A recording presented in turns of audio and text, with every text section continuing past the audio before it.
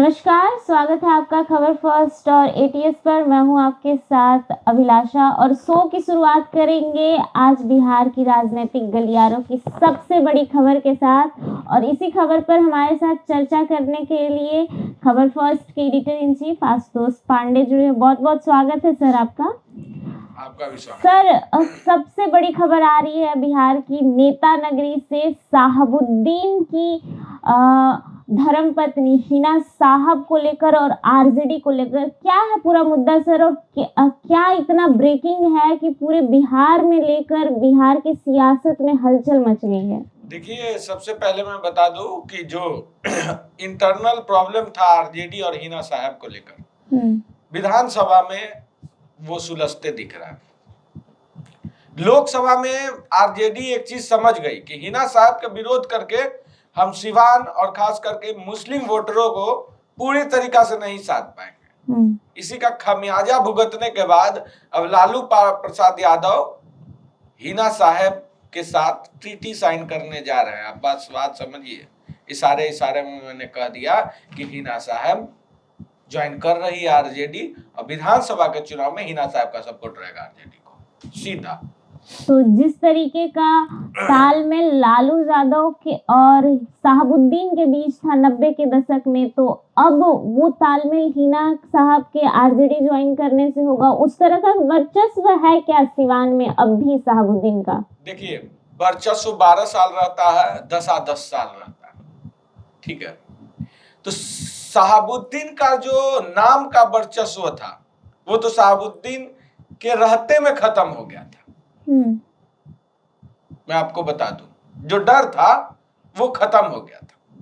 लेकिन सिवान में आज भी साहबुद्दीन का इंपैक्ट है, वोटर्स है। मुस्लिम समुदाय आज भी साहबुद्दीन को मसीहा मानता है। अब मुसलमानों के लिए साहबुद्दीन ने काम भी किया है, ये भी डिनाई करने वाली बात नहीं है। तो इतना इम्पैक्ट तो जरूर है अभिलाषा कि हिना साहब अगर आरजेडी के साथ आती है तो आरजेडी को बहुत फायदा होने वाला है। आरजेडी लगभग सीट पे मतलब टॉप पे रह सकती है। तो इसी को मद्देनजर रखते हुए लालू प्रसाद यादव जी ने एक बहुत बढ़िया चाल चला, क्योंकि उनको बनाना है अपने बेटे को सीएम। सीमांचल में पप्पू यादव से कर लिया है दुश्मनी, सिवान में अगर कर लेते हैं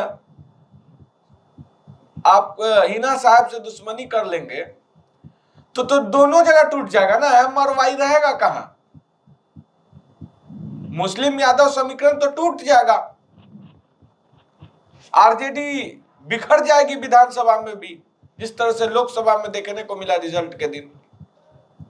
तो उसी को देखते हुए लालू प्रसाद यादव ने मुस्लिम वोट बैंक को पूरे बिहार में समेटने के लिए हिना साहब से हाथ मिला लिया।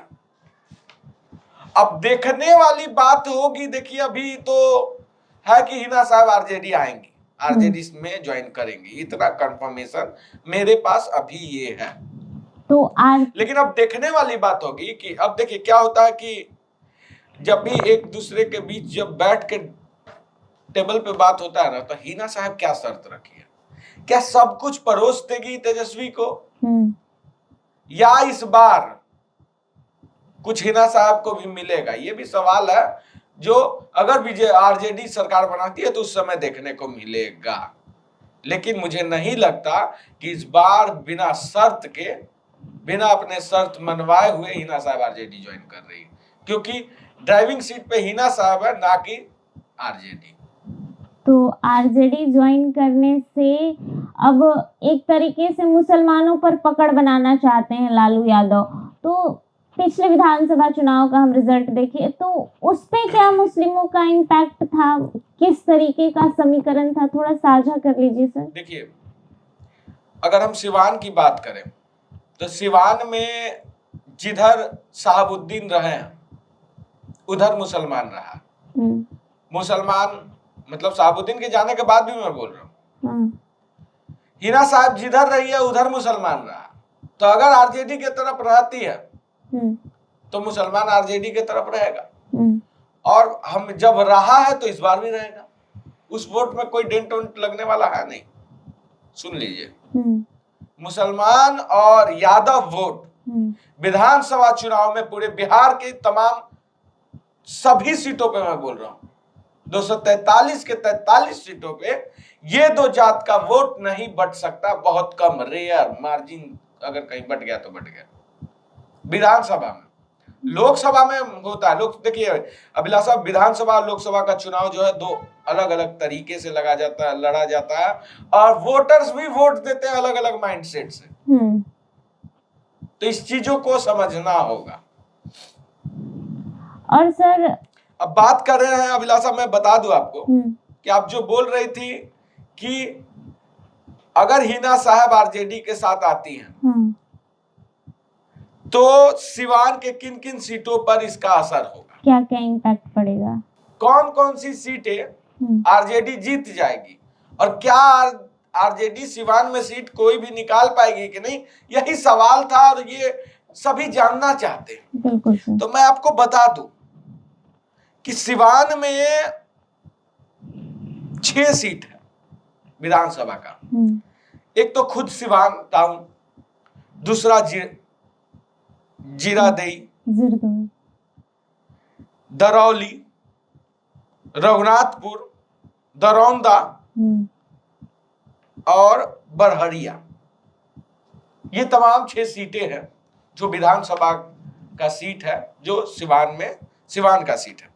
मैं इसमें बता दूं कि जैसे रघुनाथपुर हो गया सीट, ये हिना साहब रहे या ना रहे, आरजेडी का सीट है। शुरू से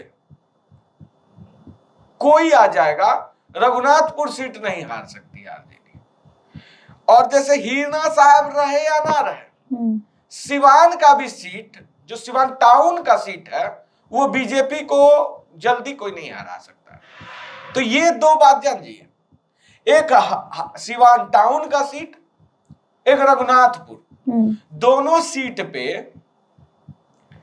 हिना साहब रहे या ना रहे, रिजल्ट एक समान आते रहा है।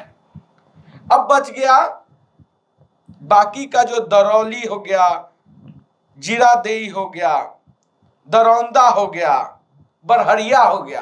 तो इन तमाम सीटों पे आप जान जाइए कि हिना साहब के रहने से आरजेडी में अगर रहती है तो आरजेडी को बहुत फायदा होने वाला है।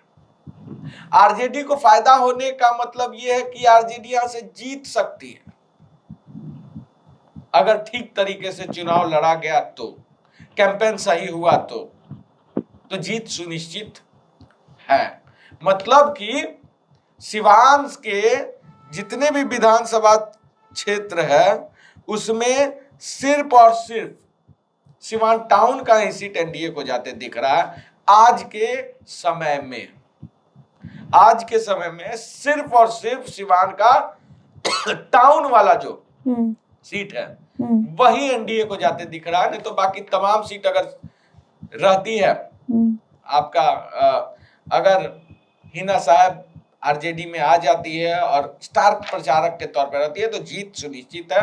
और देखिए, सिर्फ और सिर्फ इम्पैक्ट नहीं पड़ेगा सिवान पे, इसका इम्पैक्ट समूचे बिहार में पड़ने वाला है, खास करके सीमांचल जोन में। किशनगंज हो गया, अररिया हो गया, फारबिसगंज हो गया, कटिहार हो गया, इन तमाम जगहों पे हिना साहब का इम्पैक्ट पड़ा था। हिना साहब जब आरजेडी में नहीं थी तब भी पड़ा था वोटरों पे, मुस्लिम वोटरों पे, और हिना साहब के आने से भी पड़ेगा। बहुत बहुत धन्यवाद सर हमारे साथ जुड़ने के लिए, और ऐसे ही तमाम खबरों के लिए बने रहें खबर फर्स्ट के साथ।